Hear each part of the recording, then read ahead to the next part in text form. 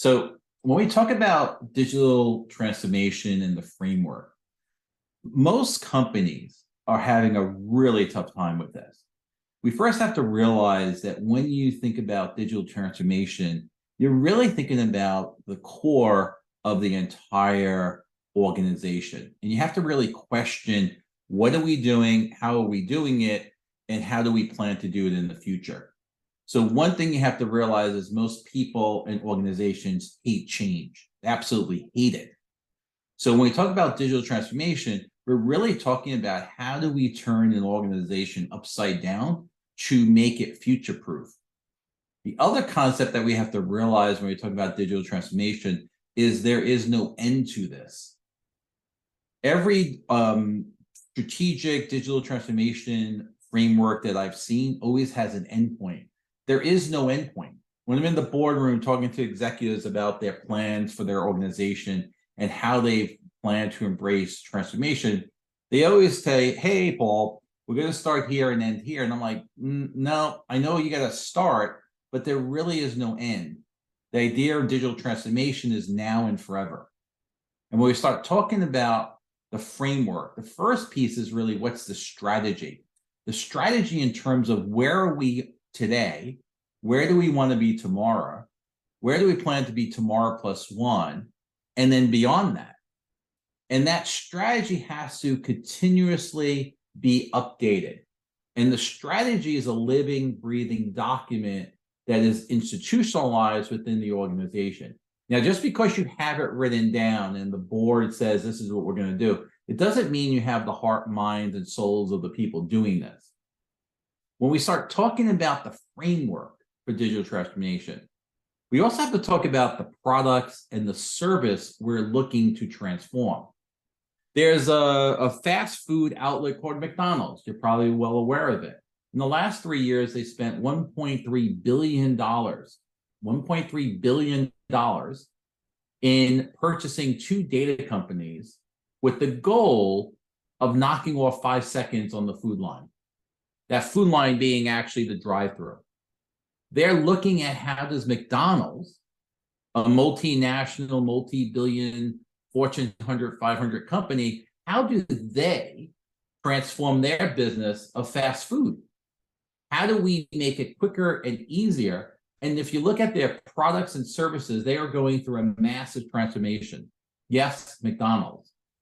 They're offering new products. They removed products that weren't selling. They're using basically tablets to order. And if you didn't realize, they actually come to your table and actually drop off the food to your table at a fast food restaurant. Their goal is to be faster, quicker, and leverage the power of technology. They're not only looking at their products and how they actually service the people, they're actually also looking at how do they automate the process. If you have the opportunity, I don't suggest eating the food, so let's be very clear, but if you have an opportunity, go into McDonald's and try to take a peek in the back. There are people running around, but there's a lot of machinery there. They're realizing that their work process automation, in order for them to be competitive, they must embrace the power of AI and robotics. They actually have, in most McDonald's now, they basically have an automated arm. And the automated arm basically flips the burgers. It also has optic sensing. Before they flip the burger, the optic sensing using an AI system basically says the burger is ready to be flipped or the burger isn't ready to be flipped. The burgers taste much better when actually being cooked by a robotic arm than a young high school person just looking for the summer job. So McDonald's realizes that in the United States that the minimum wage is pretty high, and they realize that they can't make significant money unless they actually embrace AI in the long term. People like to take breaks. People like to take vacations. People like to get paid. You have a robotic arm. The robotic arm will work 24 hours a day, 7 days a week, flipping burgers and not complain. So in this framework of transformation, it's not only the strategy, it's not only the product and services, it's not only looking at the work process automation, but it's really driven by the customer. How does McDonald's look at their customer? Most people don't wake up and say, hey, let's go to McDonald's Friday night at 10 o'clock. If you see it, you buy it. And most people at McDonald's are rushing in, rushing out. So the driving force in any digital transformation project is the view of the customer. What is the customer seeing? What is the customer feeling? We realize that feelings will drive the behavior, which will drive the success or the failure of your transformation initiatives. Customer experience is critical, especially now with all the young people in the world going to work and having disposable income. They are hungry for great customer experience, and so far they haven't really found it. That's why organizations are embracing digital transformation, because of that customer experience, because they are inefficient, because they don't have the right product or services, and because they don't have the right strategy. In order to make this all work, we have to have an organizational culture that embraces change and embraces transformation. But as we said at the beginning of class, everyone hates change, which is really pretty funny because every minute, every second of the day, we're changing. It's known as evolution. So when you have organizational culture and the organizational culture does not support change, basically nothing will happen. It will be a disaster. Culture will eat strategy for lunch. Organizational culture has to embrace the idea of transformation and endless change, which isn't easy to do. At the same time, the organization has to realize the foundation and the fuel to digital transformation is data analytics and the management of data. There's no way around it. Every institution, every industry is beckoning to jump on the bandwagon of data management and data analytics. It's everywhere you go. The reason for this is to leverage the power to drive actionable insights so that the decisions that leaders make will render greater results than they currently do. That's the beauty of having data at your call. Now, the data doesn't just appear. It has to be clean, it has to be pure, it has to be powerful, it has to be trusted, it has to be governance. So when we talk about this world of digital transformation, the framework, it all has to work together. The strategy, the product and services, the work process automation, customer experience, organizational culture, and obviously data and data analytics. They all have to work together and be glued together.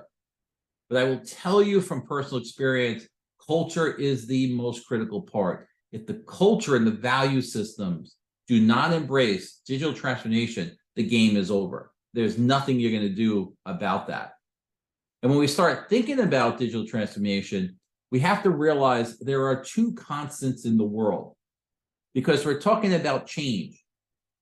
In my experience, you have to realize that the two fundamental changes in the world that will never change is that everyone's looking for unconditional love, the ability to fit in, the ability to belong, the ability to be recognized, the ability to be heard, the ability to be loved at different segments of your life, to fit into the classroom at ISM, to fit into our culture at ISM, to fit into the culture of where you work, to fit into the culture of home and family. So one constant in the world that will never ever change is everyone's looking for unconditional love, the ability to fit in. So we start thinking about this idea of digital transformation, we have to have the underpinning that people whose lives you will change, you will have to understand that they also need to be loved and cared for.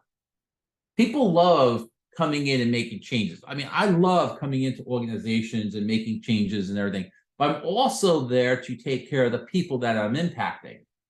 You can't just come in and say, hey, you know, the example we're using at McDonald's, can't come in and say, okay, everyone's fired. That would never work, and that's not morally correct. But there's a right way and a wrong way to do this. And what I've seen is that the digital transformation strategies that have the foundation and understanding that the constant in the world is love, and that for people to fit in somehow, somewhere, you will have much more success in driving digital transformation change.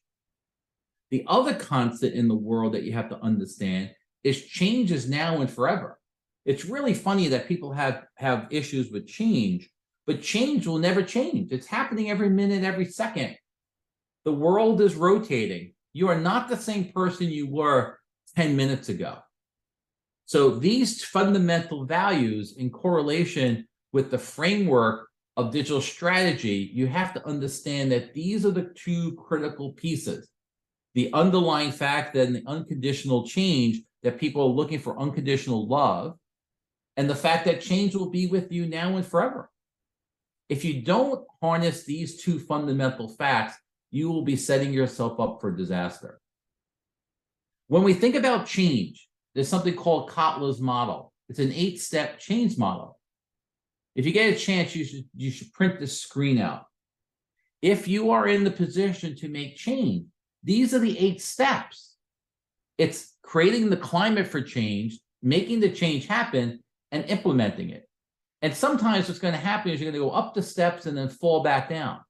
But you have to look at the urgency for change. You have to understand that organizations have to be fired up, or you're going to have to fire them up to give them a sense of urgency.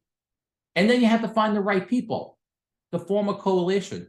You're not just going to come in and make these changes.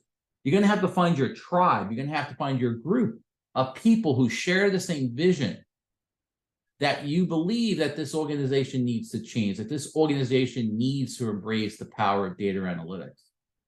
And you have to create a vision. You can't just say, hey, we're going to change today. You have to figure out, where are we today? Where do we want to be tomorrow? Where do we want to be tomorrow +1? And help people in the organization taste it, feel it, and understand it. You have to also communicate this. Communication, communication, communication. If you think you communicated enough, you didn't, do it again. 80% of business problems is due to lack of poor communication. So you have to constantly do step 4. Step 5, you have to remove the obstacles. See who's in your way, see who's blocking it. As a leader, you're going to have to understand, how do you get to the path of least resistance? How do you get some wind? How do you build the change? And how do you make it stick? And then at the end of this, it all starts again.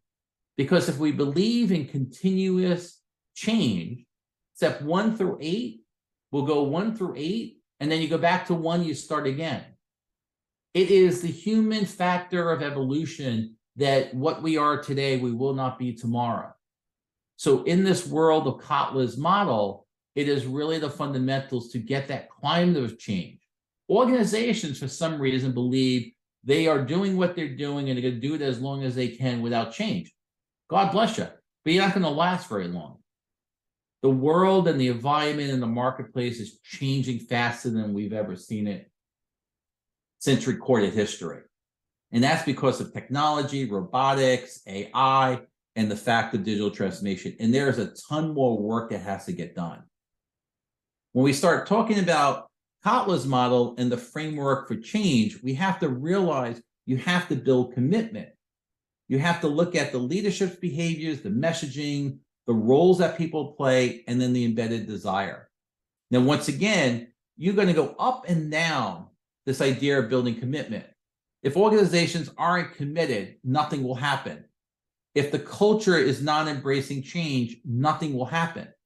You have to get the buy-in. If you don't get the buy-in, nothing will happen. That's why it's so difficult to do change. That's why it's so difficult to make organization change, because there's so many pieces that you have to do. You have to figure out who are the shareholders, right? The stakeholders. Who are the people you need to convince? How do you understand what this means for the individual? Most people only care about themselves. It's known as self-survival. It's an institution. It's an innate instinct we have, so you have to be aware of that. You have to make sure you try this out mentally and make sure it fits. And then you have to really try it and see if it's really going to stick. Because at this tipping point, you're either going to continue on or you're going to fall back. And you will be successful and you will fail, so get used to it. When we start talking about this idea of commitment, you also have to understand of who's adopting this. in this innovation quadrant, this is the innovators, the entrepreneurs, this is the Googles of the world. The laggers are like the US Post Office, the government. So you're going to have to figure out the organizations that you're looking to do digital transformation in, where do they fit? Are they on the bleeding edge, or are they going to wait for all the risks to happen? And by the time you actually embrace the new models and embrace innovation and embrace technology, it's old already. So one of the critical pieces, you're going to have to figure out where your organization is and how fast or how slow do they plan to adopt. You may have the right answer, but does it mean that the organization's ready to hear your answer, or they're ready to actually move forward? When we start talking about digital transformation, we must talk about data. It's the foundation and the fuel to digital transformation. There is a world, and everything in the world is a source of data. Everything in the universe is a source of data. Now, we may not have collected this information, but the world and everything in it has the potential to be a source of data. Living things, dying things, old things, new things. As long as we could capture or measure that, that's a source of data. Now, the question is what's the future of data? Well, if we look at the universe, I call this creation data. Everything in the universe is part of creation data. I coined this word, I trademarked this word. This is my own thought process, that creation data is everything in the universe. We may not be able currently to gather this information, but these are sources of information that will eventually be available to us. So when we think of data, we have two fundamental pieces of data. We have structured data and unstructured data. 90% of the information created today is unstructured. Pictures, text messages, photographs. Structured data is like an Excel spreadsheet, has rows and columns. When we look at the universe, we look at creation data, meaning that anything and everything has the potential to be a data source. In my research, what I have seen and what I expect to happen is, in today's world, we have structured data, and then we have unstructured data, right? So once again, structured is names and dates and addresses, has rows and columns. Unstructured is everything that's not that. Pictures of the ocean floor, pictures and text messages, speech, all of that, videos, TikTok videos, all the audio, unstructured. 90% today's data is unstructured.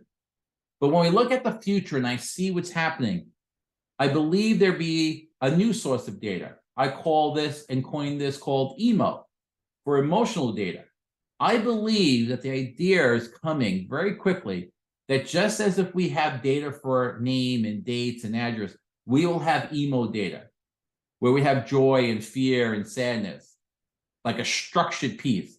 And we're getting closer and closer to this with the bringing out of AI and machine learning.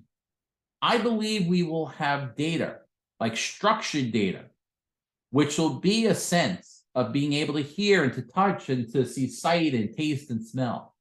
I also believe in the near future, we will have a data set for brain frequency. What are you thinking? How are you thinking? What is an analytical piece you're thinking about? It's a reflective thing. We're talking about building the human emotion as a data set. So one thing is that we have to realize is the world is a set of data. We call that creation data. The second piece of this, or the future of data, is the fact that there are three new sets that I am proposing to you today. Emo data, sense data, and brain data. This is the view of data tomorrow. When we take all of this information in, it basically means everything we do, everything around us, will have an ability to protect us and save us. Think of having a butler, a force field around you. When you buy things, the force field around you may say, do you really need to buy this? Do you really need that? By the way, you have the same thing in your closet today. By the way, you can't afford that because that's not in your budget. Imagine having the ability to have a friend in your back pocket and all of these things you potentially want to buy or want to eat or want to go to, that you need an advisor. With the ability to leverage digital transformation and data analytics, you now have the ability to have an advisor that could instruct you on what is the best decision, the best place to go, the best pricing, the best place or the best way to get from point A to point B. Imagine if you're in the store and you're about to buy that beautiful painting. Before you buy it, maybe your phone rings. It says, you know what? That same painting is half the price up the block. Imagine what the world will look like in 5 to 10 years, harnessing the power of digital transformation, harnessing the power of data, harnessing the power of analytics, harnessing the power of AI and robotics. The world will be significantly different. Good or bad is up to interpretation. But at the end of the day, there are two constants now and forever: search for eternal love and constant change. These are the two things that you have to realize that will never, ever change. Questions?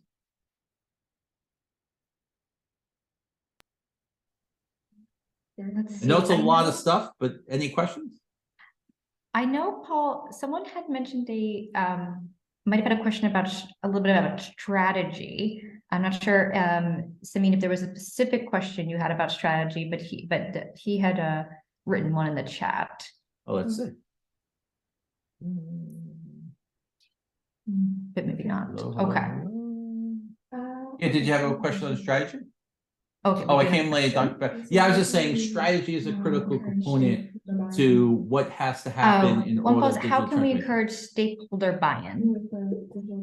Yeah, that's a great question. Transformation. Oh, say it again. Oh, I think Paul, you might be on mute.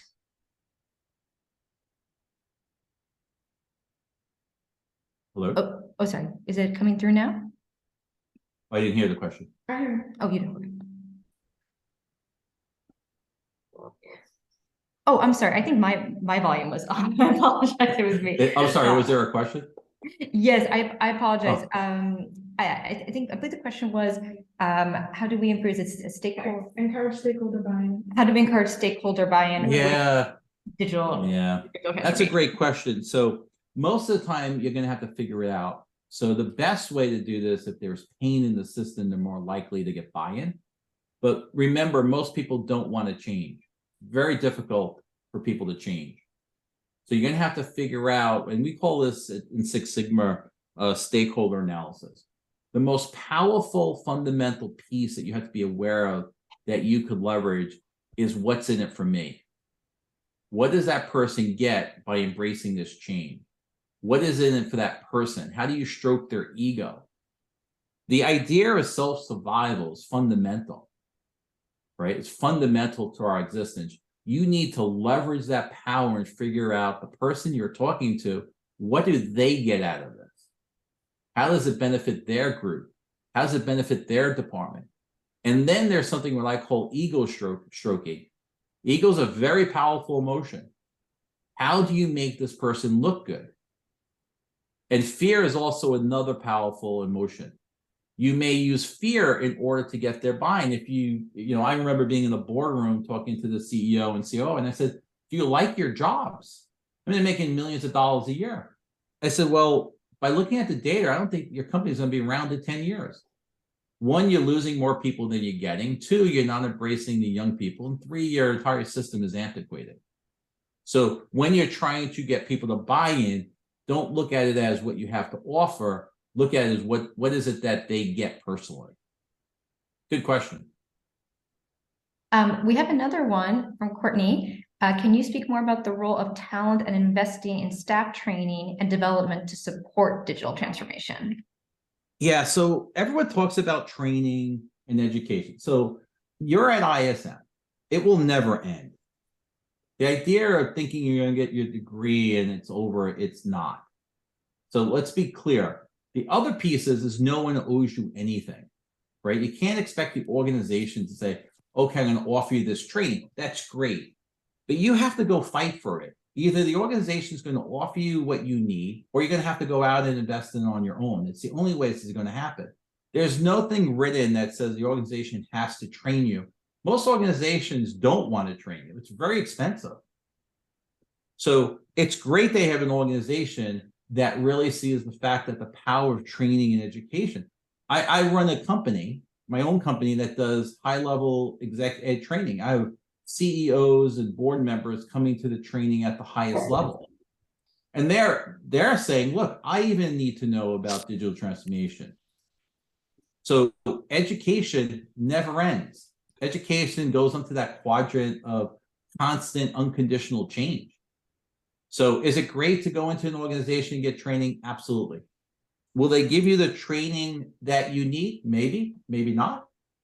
But it's up to you. You're the captain of your own ship. You have to make sure you're getting the education that you believe you need. But don't think it ends at ISM.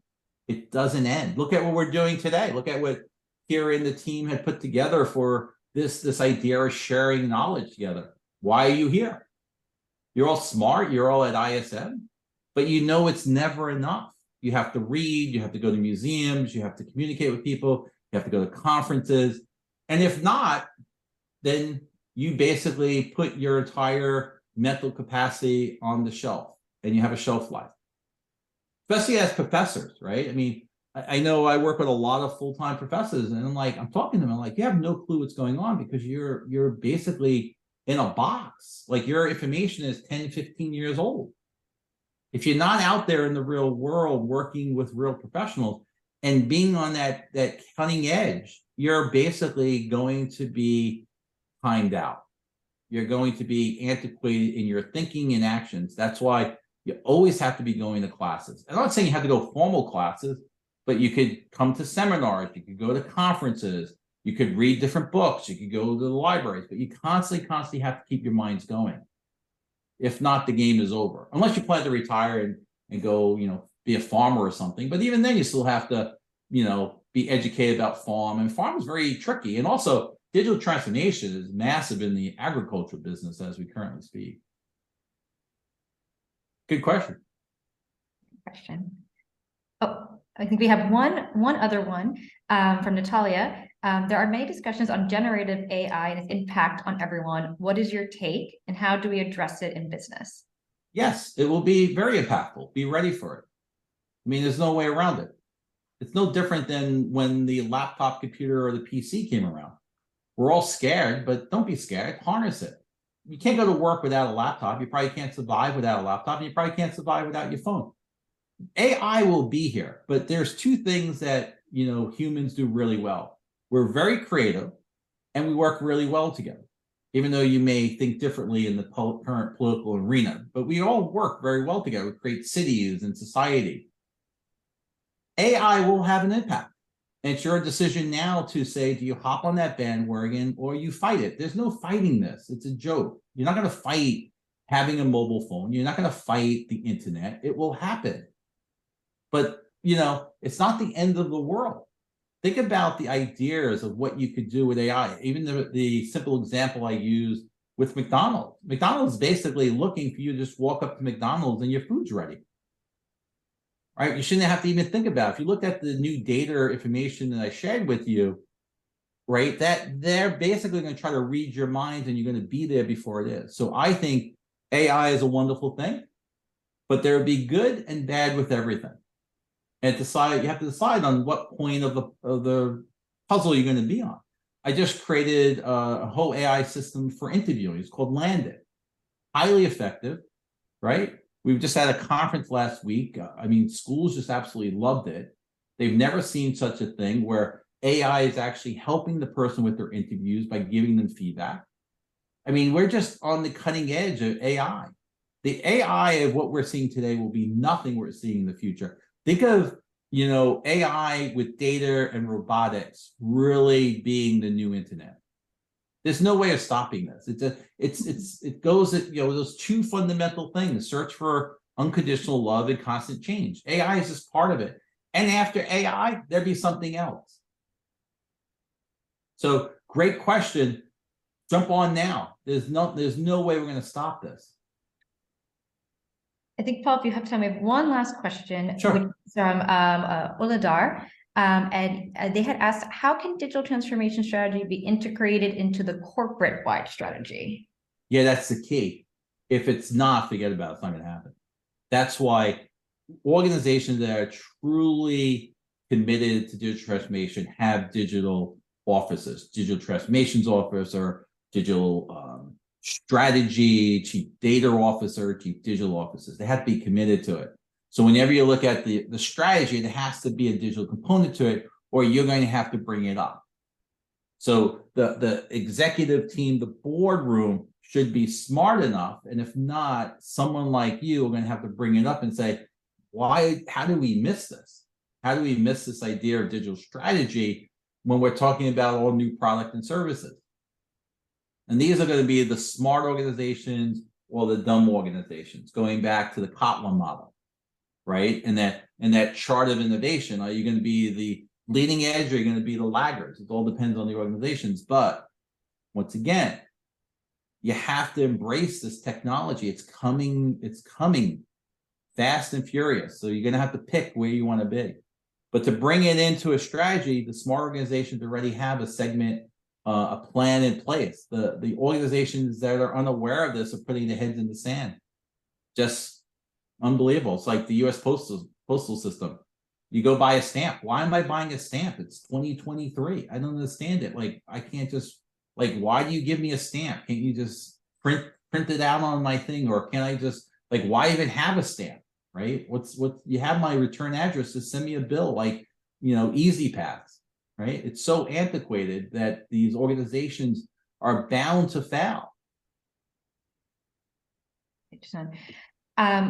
Ubong had asked, with respect to CX, how do organizations balance the evolving customer expectation and culture to achieve a successful digital transformation?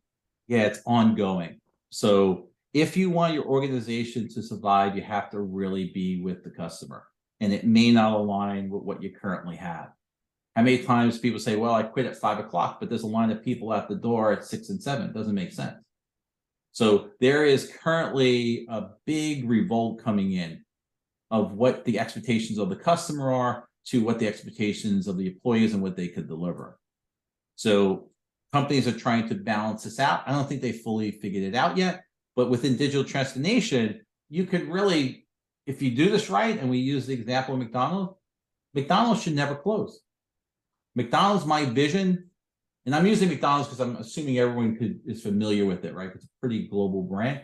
But my vision for McDonald's is there be no people. Whenever I'm hungry, I drive up and my food's already there. I don't have to order it. I don't have to talk to anyone. It will be ready for me to go. It's taking advantage of digital technology, taking advantage of the new data sets I've offered to you, and the ability, the fact that people don't necessarily need people to have a great customer experience. We've always tied people into the customer experience. Forget about that. You want to look at the customer experience process. And that process, does it take the feelings of the customer and basically leveraging the time that's being expended by that customer, using that time wisely and efficiently? There used to be a time where people relate to people, and then there's this customer experience. Most people nowadays don't want to talk to people on the service line. They just want the end result. I like chocolate cake. I don't want to bake the chocolate cake. I just want to eat the chocolate cake. Just get me to the end result. And I think that's where most people are going to now. So within customer experience, that customer experience constantly has to change. Right? I was just at a conference in Disney World. I had the privilege of going to the Magic Kingdom. I'm always looking for that customer experience. Disney has to constantly change their customer experience because the expectations grow and grow. So we have to balance this out between the demands of the organizations and the demands of the customer. But don't forget, the existence of an organization is because you have customers. No customers, no business. Well, thank you so much, Paul. You're quite welcome. Appreciate it greatly. It was a wonderful talk. And, of course, and we have Paul's information here, if anybody does have any other questions. And also we want to remind everybody that if you are hoping to come possibly to New York next July, we are having our classes there. Our course block will be from July 17th to 22nd. Dr. Bailo will be teaching a course called Data-Driven Decision Making. And then we also have Professor Kimberly Reeve, who'll be teaching strategies and skills for effective business negotiation. So these courses are open still to register. And so we really hope that we can have, you can see maybe some of you there for the courses. As a reminder too, you can come obviously and take courses for credit, but if you are a graduate, you can also audit courses. I believe as students, you're allowed up to have 2 to 3 courses to audit each year. So could be an interesting course as well to audit if you happen to be in the New York area. Great. And a shout out to my friend Mike Wynn. I just saw his face there. Mike, good to see you. I'll leave Hi, how are you? I just have to run to another meeting, so I'm sorry. So I'll leave you be. Any questions, just email me. Cheers. Sure. Thank you so much, Paul.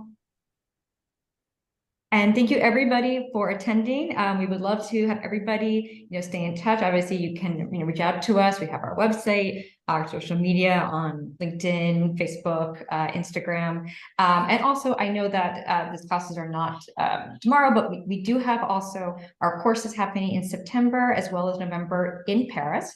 So if you're interested to attend any of those courses, those are available as well to register on my ISM. So please look those up if there's some that you might be interested in. And we look forward to hopefully seeing many of you either in New York or in Paris shortly.